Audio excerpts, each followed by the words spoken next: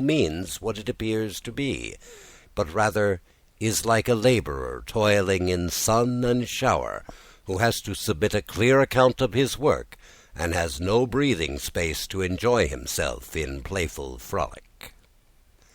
But when this same flower enters the heart of men, its aspect of busy practicality is gone, and it becomes the very emblem of leisure and repose. The same object that is the embodiment of endless activity without is the perfect expression of beauty and peace within. Science here warns us that we are mistaken, that the purpose of a flower is nothing but what is outwardly manifested, and that the relation of beauty and sweetness which we think it bears to us is all our own making, gratuitous and imaginary. But our heart replies that we are not in the least mistaken.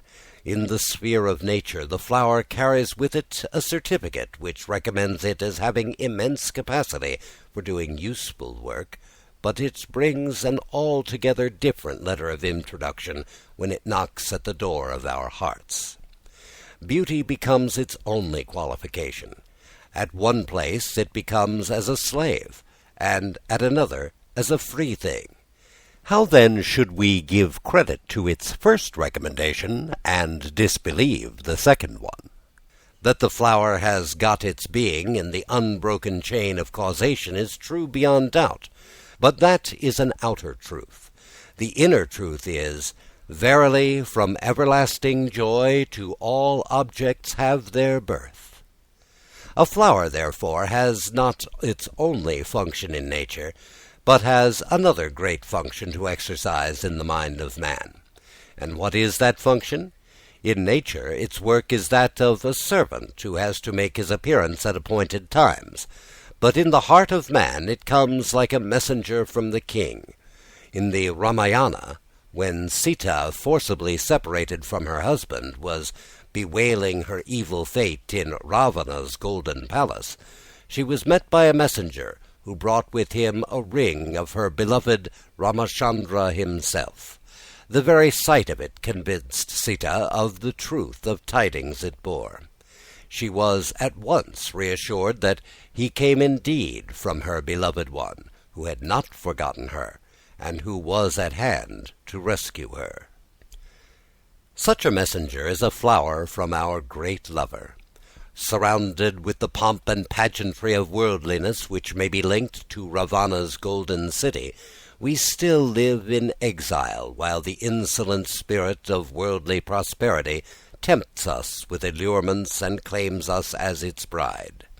In the meantime, the flower comes across with a message from the other shore, and whispers in our ears, "I am come. He has sent me. I am a messenger of the beautiful, the one whose soul is the bliss of love. The island of isolation has been bridged over by him, and he has not forgotten thee, and will rescue thee even now. He will draw thee unto him and make thee his own. This illusion will not hold thee in thraldom forever." If we happen to be awake then, we question him.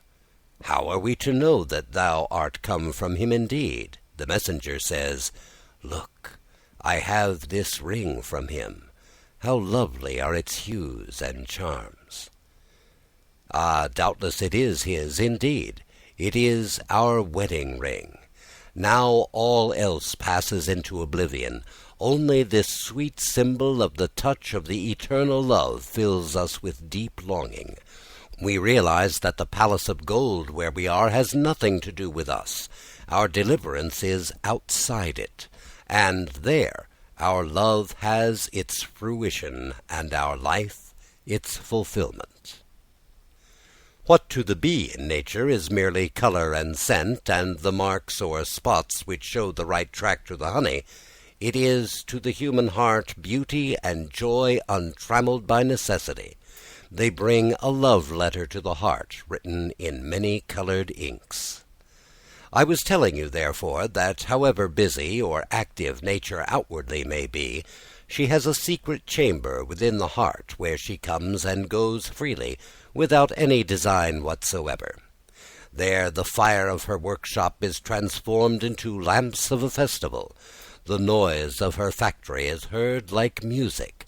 The iron chain of cause and effect sounds heavily outside in nature, but in the human heart it is unalloyed delight, and seems to sound, as it were, like the golden strings of a harp.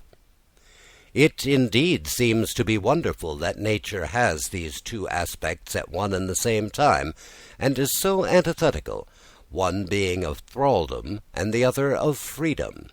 In the same form, sound, colour, and taste, two contrary notes are heard, one of necessity and the other of joy. Outwardly, nature is busy and restless. Inward, she is all silence and peace. She has toil on one side and leisure on the other. You see her bondage only when you see her from without, but within, her heart is a limitless beauty. Our seer says, "From joy are born all creatures. By joy they are sustained. Towards joy they progress, and into joy they enter." Not that he ignores law, or that his contemplation of this infinite joy is born of the intoxication produced by an indulgence in abstract thought. He fully recognizes the inexorable laws of nature, and says, "Fire burns for fear of him," i.e., by his law. "The sun shines by fear of him, and for fear of him the wind, the clouds, and death perform their offices." It is a reign of iron rule, ready to punish the least transgression. Yet the poet chants the glad song, "From joy are born all creatures. By joy they are sustained. Towards joy they progress, and into joy they enter." The immortal being manifests himself in joy form. His manifestation in creation is out of his fullness of joy. It is the nature of this abounding joy to realize itself in form, which is law. The joy which is without form must create, must translate itself into forms.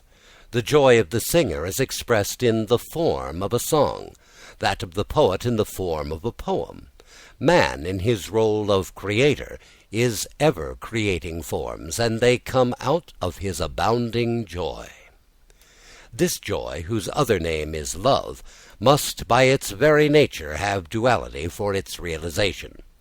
When the singer has his inspiration, he makes himself into two. He has within him his other self as the hearer, and the outside audience is merely an extension of this other self of his. The lover seeks his own other self in his beloved. It is the joy that creates this separation in order to realize through obstacles of union. The Amritam, the immortal bliss, has made himself into two. Our soul is the loved one. It is his other self. We are separate, but if this separation were absolute, then there would have been absolute misery and unmitigated evil in this world. Then from untruth we could never discover truth, and from sin we never could hope to attain purity of heart. Then all opposites would ever remain opposites. We could never find a medium through which our difference could ever tend to meet. Then we could have no language, no understanding, no blending of hearts, no cooperation in life.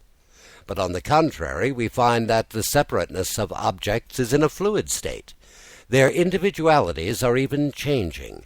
They are meeting and merging into one another, till science itself is turning into metaphysics, matter losing its boundaries, and the definition of life becoming more and more indefinite.